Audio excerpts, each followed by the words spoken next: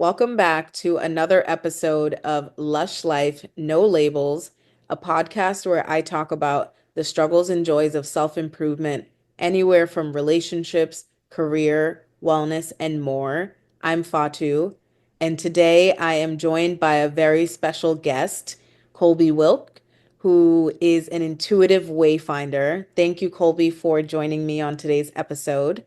I'm glad to be here. Thank you. And a little bit about Colby. So, Colby Wilk isn't typical. With sharp intuition and a no nonsense approach, he cuts through the noise to get you aligned with your soul's true path fast. Blending deep energy work with real world results, Colby helps you find your path forward. Whether you're stuck, seeking, or ready to soar, he'll guide you to a life that feels richer, freer, and more than you ever before. While a counselor and coach, Colby recognized that there was a power beyond traditional therapeutic methods that could shift what seemed unchangeable, the very core of a person. With compassion and humor, Colby guides podcast audiences to their internal wisdom. Listeners emerge from the podcast more confident and equipped to live fully. What Colby offers is not a miracle, although at times it is miraculous. So thank you, Colby, for joining us today. Thank you for having me. So I typically start these episodes off with a story of the week. This podcast is about obviously self-improvement. And this week I actually connected with a friend of mine who I haven't talked to in a while. And this was a friend that I grew up with, and we'd sort of lost touch a little bit, but have gotten back to sort of chatting and just catching up on how life has gone. And it's interesting because this friend was sort of talking about how growing up, they went through a lot in terms of their family and their background, and it was really difficult for them, especially in school. And this was somebody that I went to middle school with, so a very long time ago. But it was interesting to talk to this person because they talked about how they've been in therapy for a while and sort of going through and talking about their traumas and trying to get over those traumas. But it got to a point where it was helpful to do therapy, but they kind of felt stuck. And that really reminded me a little bit of the type of work that you do, right? Sort of, you mentioned in your bio, it's beyond those traditional therapeutic methods. What are some of the key differences in terms of the work that you do from traditional therapy? It's a great question.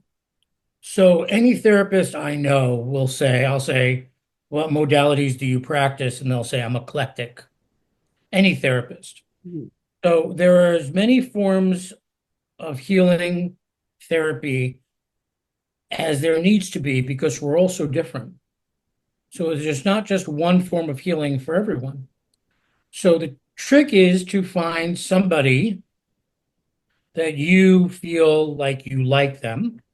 Because when you like somebody, that means that to me, your fields get along. One, you like them. Two, that they're competent. And three, that you like their modality, that it appeals to you.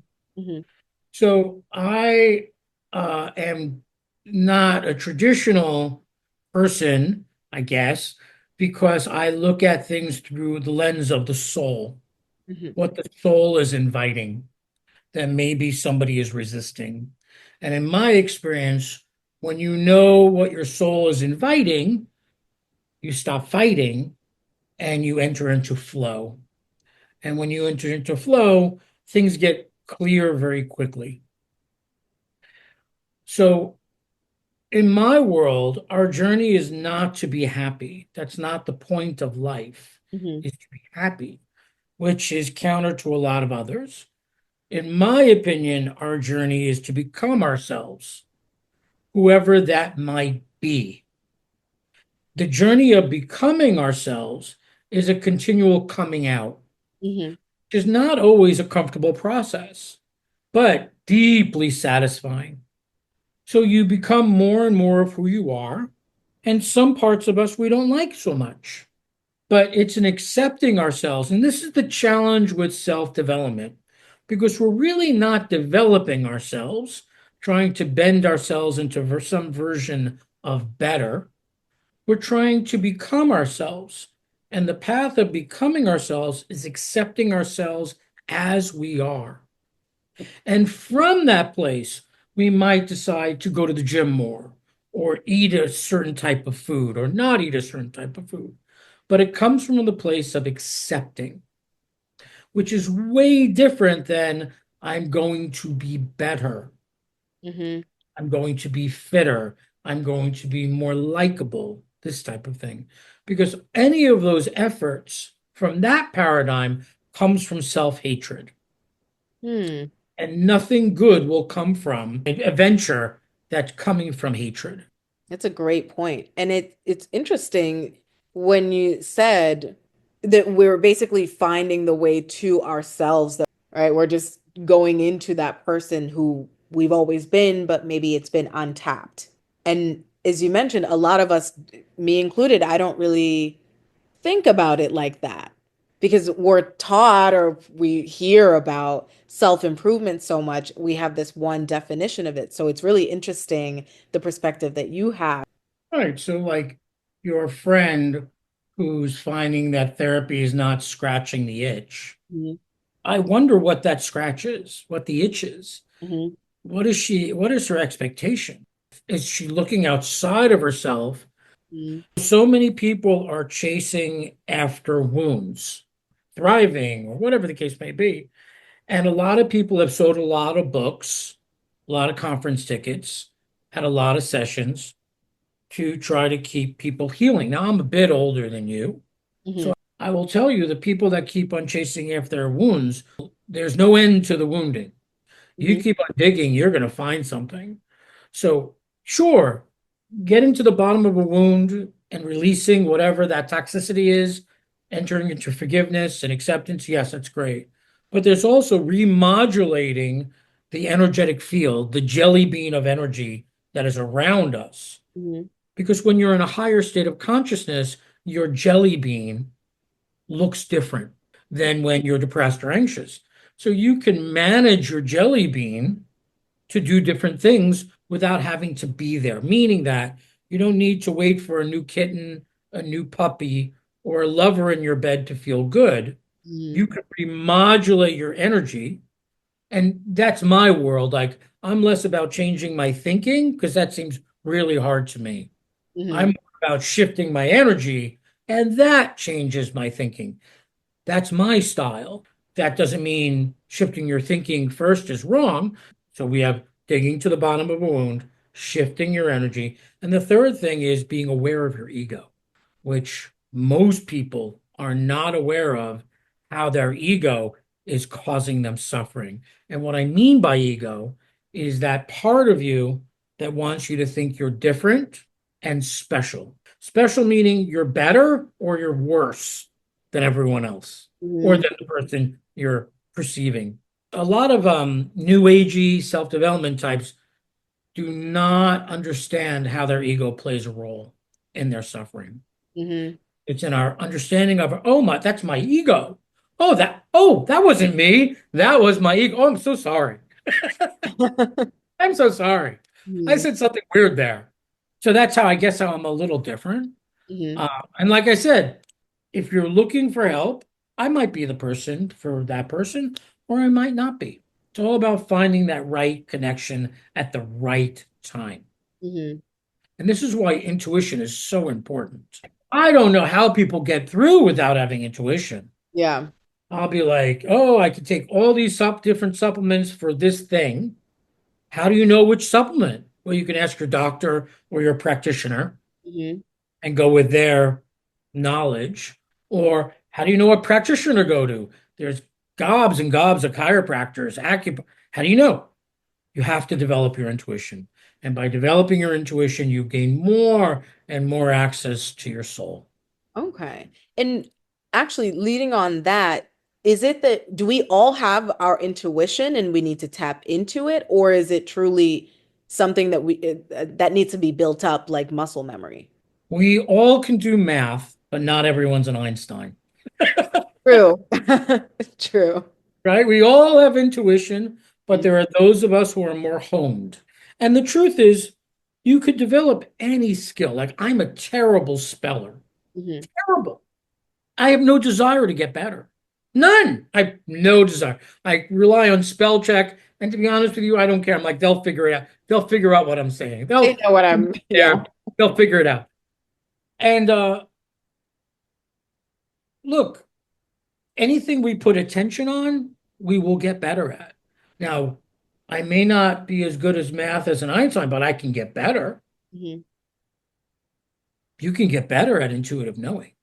And it's so important, in my opinion, given how much information is coming at us all the time and everyone's saying they have an answer. How do you know what to do? You better hone your intuitive powers Hmm. for your own peace of mind. Yeah. Yeah, I think that's really important. It makes me think about trusting yourself because there's so many things that bombard us. You gave the example of if you're looking for a doctor or whatever, there's so many options. How do you know which one is right for you? Part of the reason I think that we struggle with intuition is that we don't trust ourselves. Right? Because a lot of times we will get intuitive knowing. Everyone gets it, Hmm. but we tend to ignore it. Yes. We tend to ignore it. Oh, I'm a gay man and I will have a date and I'll be like, I don't know. I don't think I should go on this date. Hmm. I think I should go on this date. But I'm lonely. I haven't dated in a while. I'll go. Let's see what happens. And I go, and he's kind of wacky and offensive, and I Mm. get upset, and it ruins my day, a couple of days, maybe, right? This is years ago. And I'm like, oh, look, my intuition told me, but my desperation, my ego led the decision to go, keep going on a date with this guy. Hmm. So it can be difficult to trust your intuitive knowing when what you're left with is nothing. Oh, at least I go on a date. I get to go out to dinner or whatever it is. Oh, wow. I'm just going to be home watching Netflix. Hmm. Oh, really? That's better? Yeah, that's better than Hmm. having a day of feeling like, oh God, another date. So I believe we all have intuitive knowing, some more, some less. Now, there's a distinction between intuitive knowing and projection. Hmm. And this is where things get complicated Hmm. because I may have a projection where I'm putting something on somebody, which is not intuitive, it's ego. And Yeah. usually projection feels hurried.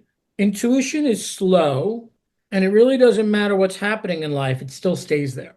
Hmm. If you have an intuitive knowing and you want to, like, okay, let me sit with this for a few days, if you have that, a few minutes, let me come back to it and see if it still feels true. Hmm.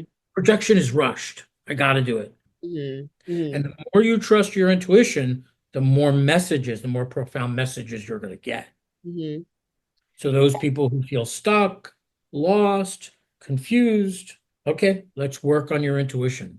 There's an expression that goes, you don't have to have faith if you know how the universe works. Huh. I think is really interesting Yeah, I haven't heard that before. because faith is a leap, right? And if you're not raised in a religious spiritual home, that might be challenging for you. You're Hmm. not wired that way, or whatever the case may be. Hmm. So when I go back to the kitchen counter after I go on the date and look, it's there. Look, Yeah. I knew. And then I went up to the date and look, I know that there's no guy out there for me. I'm certain I'm screwed. And Hmm. I'm certain it's just supporting my ego. Yeah, it's already supporting the bias that you had. Hmm. Yeah. The bias that I don't want also. That I Yeah. say I don't want, but really protects me from being out in the world and potentially being rejected and betrayed and abandoned. So we can listen to our spirit at any one moment, or we can listen to our ego. Hmm. And that requires practice to recognize what in us is speaking. Yeah. I think that's really important. And also listening to when you get a gut feeling about something. For me, a lot of the times, if I get a gut feeling, I'm feeling pushed towards or away from whatever I'm having the feeling on. And Right. we, and a lot of people talk about how your gut is usually right. Would you say that the gut is related to our intuition? There's different kinds of intuition to me. Gut intuition is survival stuff. Like for me, I'm a sensitive. So I will, before going into any office or building, I'll check in with my gut. I had a doctor's appointment, and I'm like, look, do you clear your space? Because Mhm. unless your space is clear, I'm not going in. And I reserve the right to cancel as soon as I walk in. Yeah, And they know of me. So like, yep, we got it. We got you. built a reputation. Yeah, good or bad. So yeah, there's intuition in the belly that's usually around survival. Mhm. And different people feel things differently in different places. There's no right or wrong answer on this one. Which is good, right? I think we are all different. I like that you're saying that it can come from a different place for everyone, just depending on who you are. I think sometimes we feel like not necessarily that we need to conform to the way that everyone does a certain thing, but with the society that we live in, I find that oftentimes there can be pressures or we get certain examples. I mean, we talked about therapy. I've been in therapy before, and but part of that was that the society says, oh, if you're struggling with XYZ, then go to therapy. So there's just that sort of one path that's given to you or that society shows you, and then you say, okay, let me go and do that. Again, not to say that therapy is bad. I'm of the belief that there are many ways to do something. There's not just one way. And sometimes we think, okay, that's the one path that I should go on. And when you are someone like my friend who you get to a point where that's not working, then you're lost. You say, well, this is what they told me I should do to seek help or to get better or to get to the point that I want to be at. But if Mm, that's not working for me, then what else is there? What do I do? And then mm. you're left kind of feeling hopeless. You might think it's because of you that it didn't work out or because of some other reason that's out of your control, but maybe that's not the right forum for you. Maybe, and maybe the question always is, well, what do you want from this? And then what do you really want? I'm glad you asked that because I find that sometimes I don't know if we lie to ourselves per se. Maybe it's the All the ego, time. right? Where we're like, oh, I want this. But then maybe behind our heads, we know that no, that's not really what we want. That's just what we say, or that's what looks good to say to other people. And let's say you have a client who you're working with who's like that. What are some of the ways that you get them to step out of their ego? I feel like sometimes it's so hard to get people to really put it out there that that was their ego and not really what it is that they want. Everyone wants to be seen. Hmm. Very few people want to be seen through, meaning see what's really operating them. But that is where the growth is. The test of somebody who's spiritual is how many selves they have relinquished. That's the test. Hmm. So you're not the same person you were 5, 10, 15 years ago. Now, part of that is growth, maturation, and part of that is letting go. Hmm. As we get older and older and older, we have to let go. We no longer look the way we looked. We no longer, our body doesn't feel the way it feels. And people of your generation, God bless you, are all about like health and vitality and attainment and this and that. And I have the perfect solution so that, And and then anti-aging. and there's place for that, and there's some truth to that, and there's also some crap about that. Hmm. We are learning to let go, ultimately, of who we think we are and who we think we've had to be to survive. Hmm. Okay. So when someone's ego's at play, they're trying to defend themselves, but they may not be aware of it. For instance, I had a client last week, lovely woman, 35-ish, Hmm. yoga woman, and she wants to find her partner, her life partner, Hmm. and she can't. It's been 2 years. She called me, heard about me. Great. I said, so you want to be in love? Yeah. How come? Well, I want that. I want to be loved. And I'm like, no, you don't. No, you don't. Now, anytime you push back on someone's ego, they're going to try to take off your head. Just need to know that. Truth will set you free, but it's going to piss you off first, Hmm. for the most part.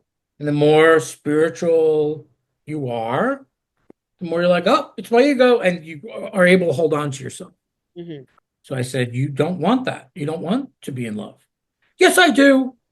No, no, no, you don't. No. You want to be validated, I said. Oh, What? She said. I go, you want to be validated. You want to bring a man on your arm and prove to your parents you're okay. ooh, that must have been. And she took a deep breath and she started bawling, Oh, wow. bawling, which was wonderful, which is wonderful because look, she could go her whole next 10 years thinking she wants love and being disappointed it's not showing up. But her soul, the higher, wiser part of her, is not going to allow that to happen. Hmm. What she's really seeking is validation. Because anyone who comes into her life, it's not going to work out. Hmm. She's not really available to love. She wants to be validated, Mm.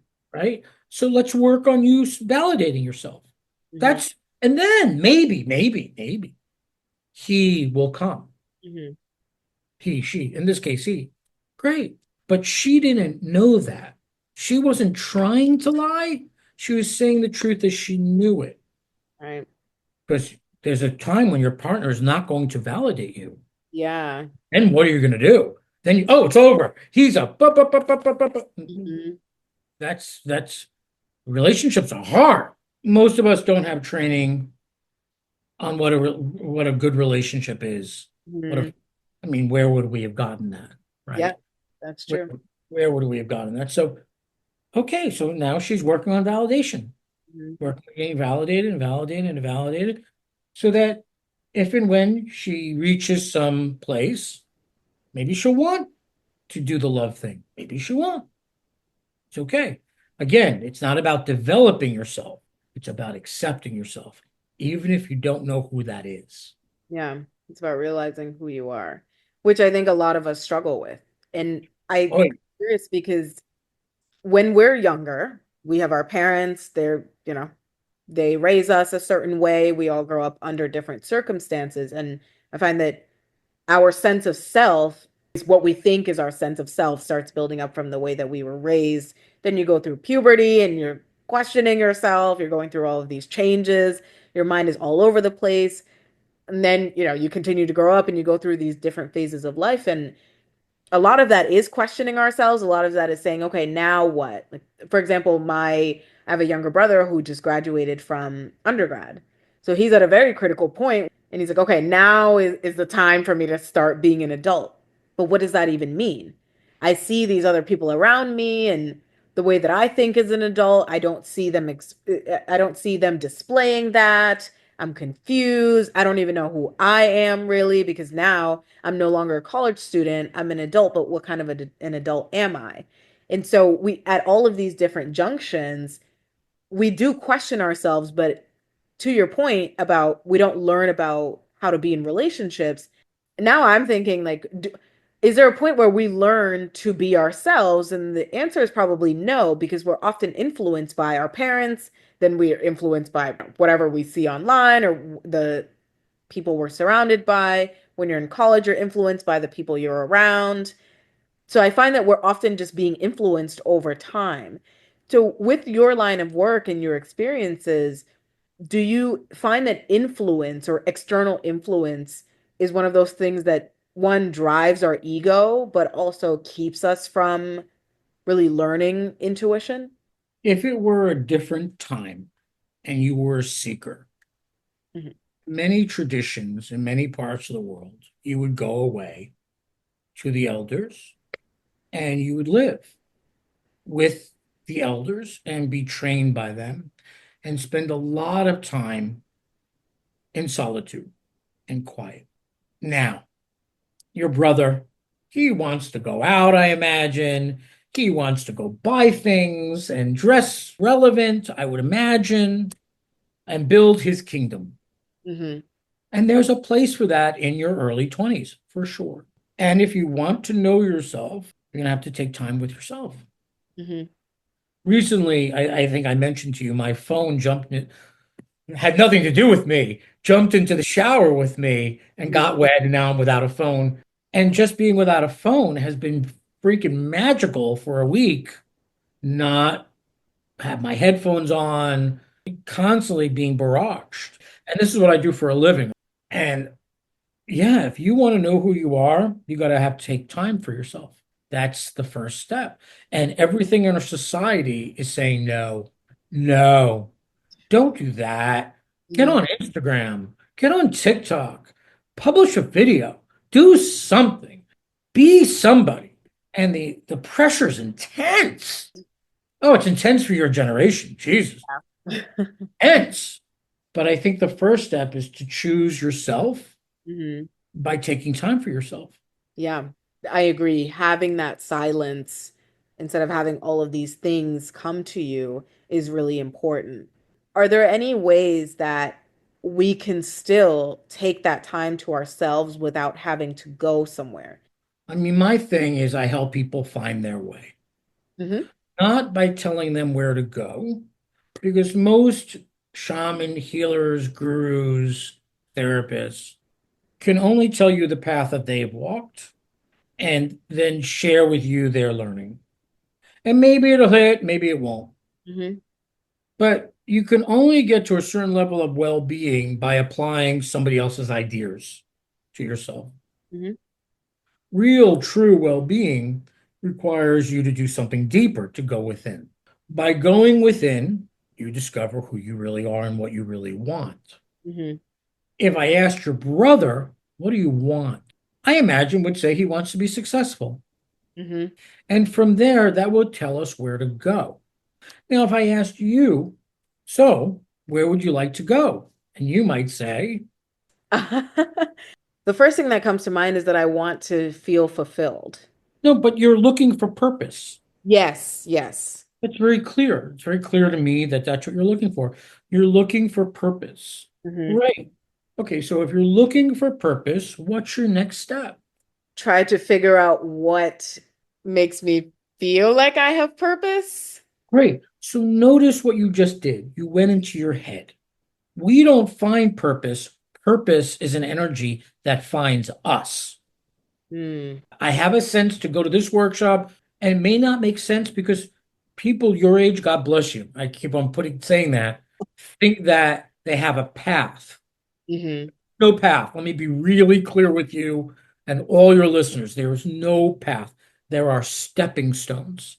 You Yes. find one, and then you look around, and maybe you'll see the next one, which is a slightly different direction. I love that you said that. That's something that I've been feeling a lot very recently because when I was younger, I felt this is what I need to do. I go from step A to B to C, but it's along this path to get Right. to this endpoint. But the older I've gotten, there's no one thing that I see myself ending up with. I don't have one specific goal. I am essentially the thing that I tell myself is I'm along for the ride. I have a lot of interest. There are different things that I want to try. I don't want to just put myself into one bucket and say, okay, now I'm here, that's it. I feel like I overthink less. I'm still a bit of an overthinker, but I overthink less about it. I'm feeling more confident and I'm feeling less trapped in a way. Because before, when I was on the one path, I felt like this is it. There's no other way to go. But now that I see my life as more nebulous and just more fluid, I'm just so much happier with that. Wonderful. So many people are like their 5, 10 year plan. And Yeah. if, and if you're going to live, well, trailblazer, right? Meaning that there is no trail, I'm blazing my own. And Yes. there's a price to doing that. Like if you're going to do the traditional path, you get rewarded by our society. And that's great if that's your path. But if you want to do your own thing, great. Do your own thing, but stop looking for a place to fit because you don't fit. You're going to have to make a place for yourself to fit.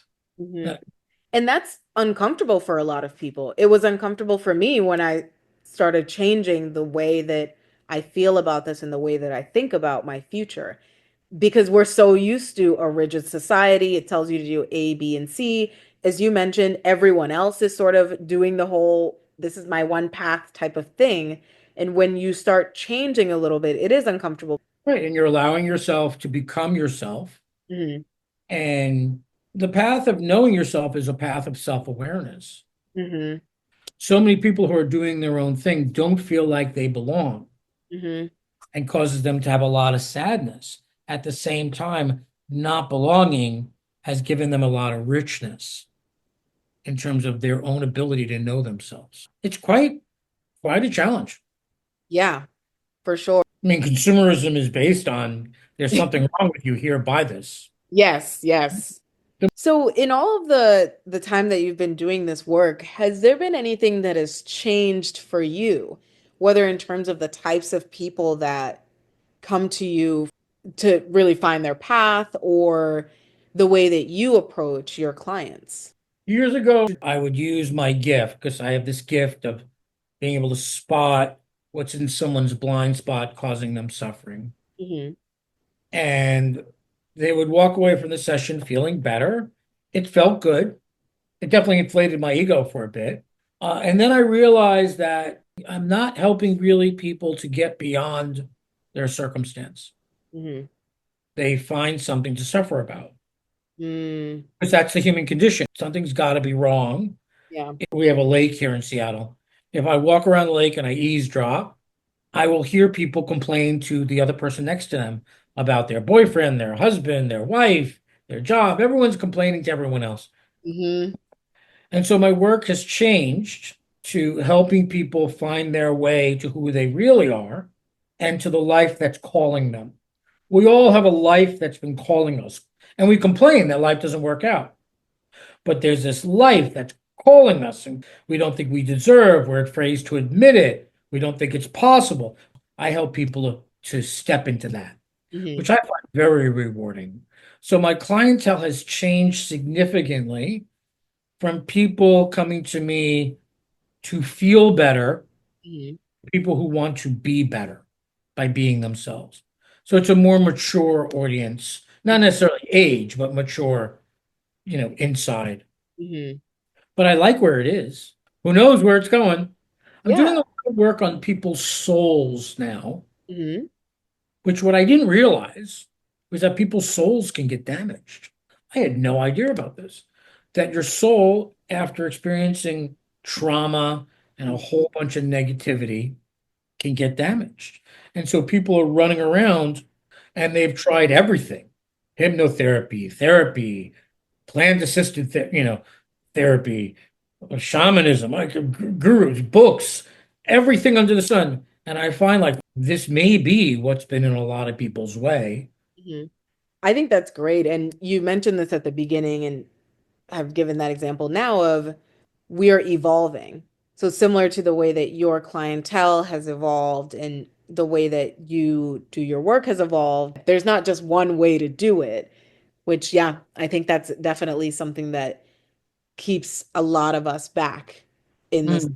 life. And it's important for us to learn more about ourselves. And I just wonder, how are we as a society or as a people going to be progressing? Because it doesn't seem that things are slowing down. Now we have AI, which is a whole new thing that's being put into everything, jobs, schools, etc. And I wonder how things like that, and then globalization as well. So I wonder how those things are going to continue to impact the way that people see themselves, their ego, and their intuition. It's so much harder now. Do you think it's going to get more difficult for your clients or your potential clients in the future? We are reaching, in my opinion, Hmm.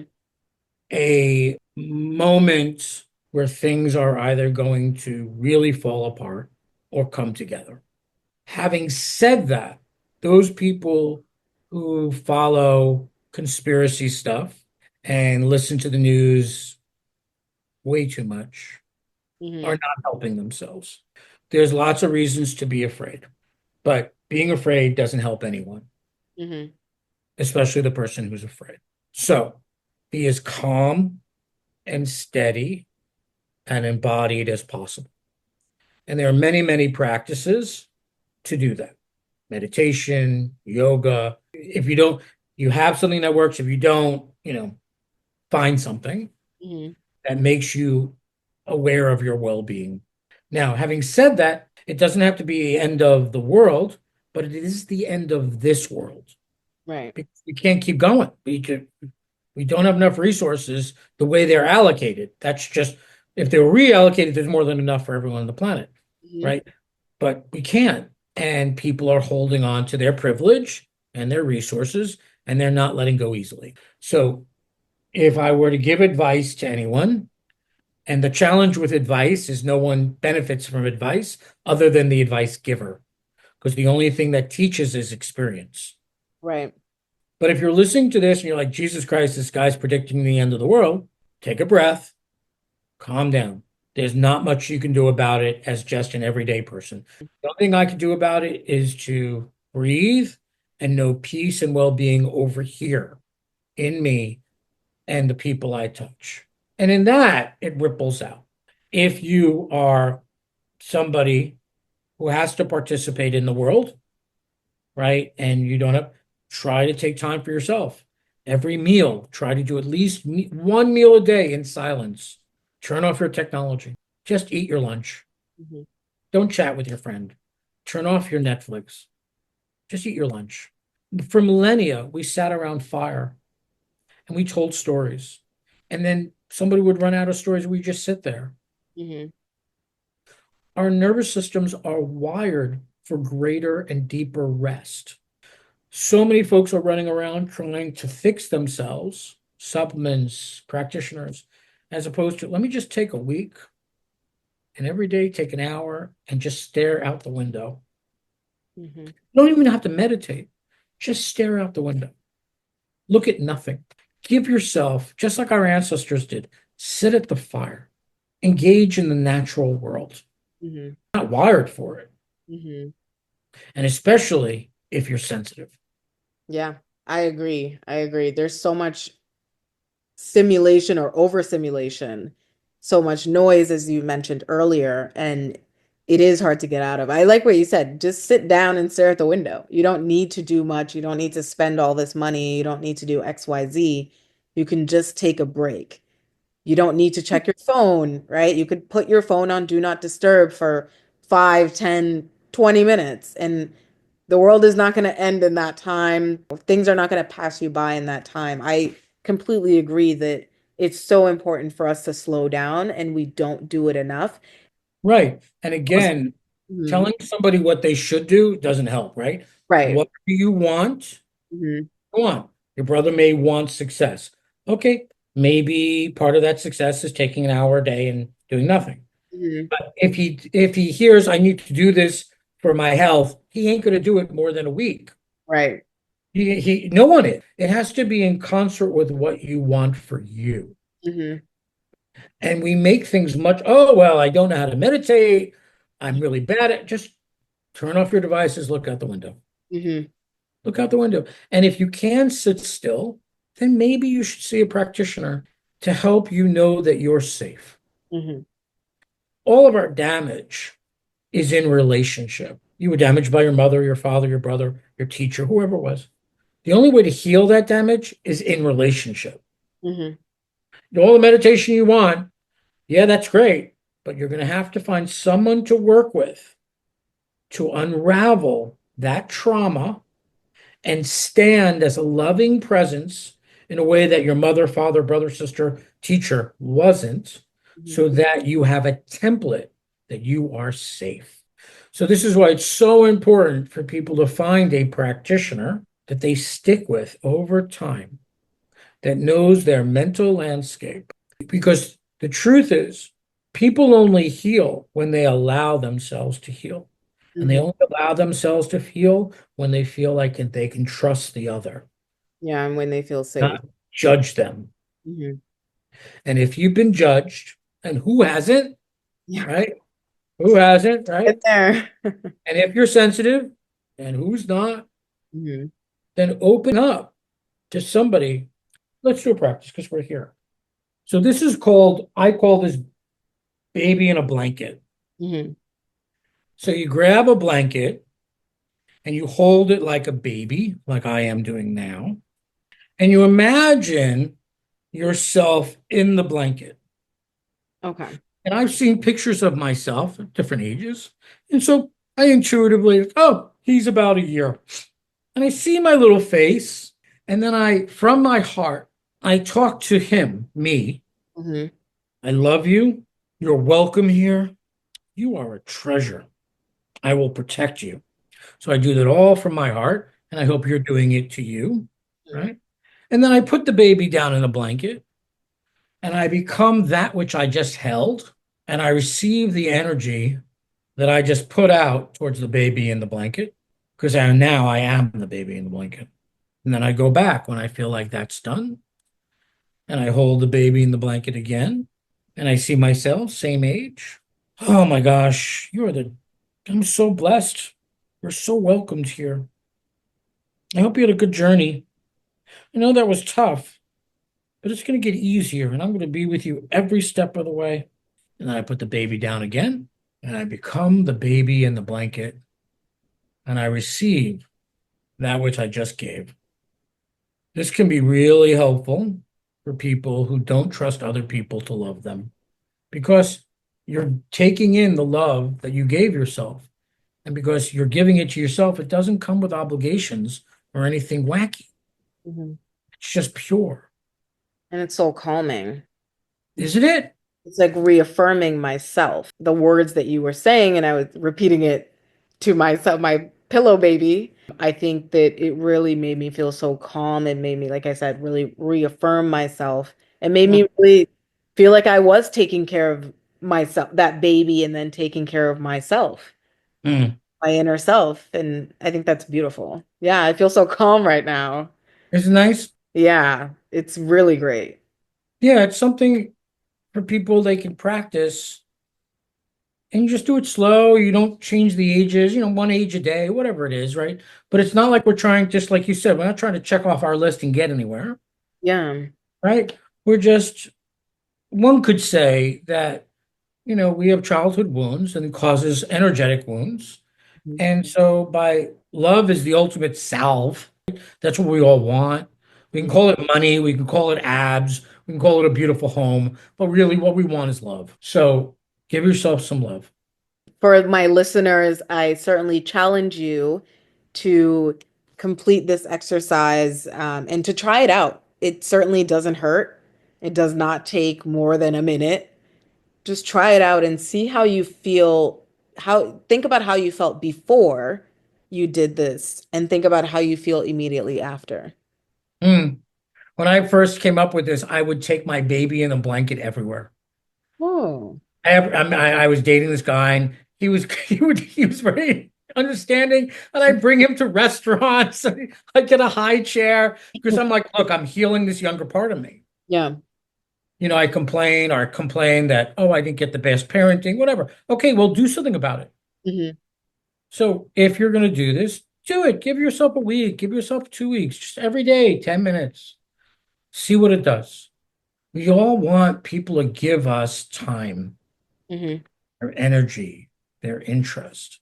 And yet, are we giving that to ourselves?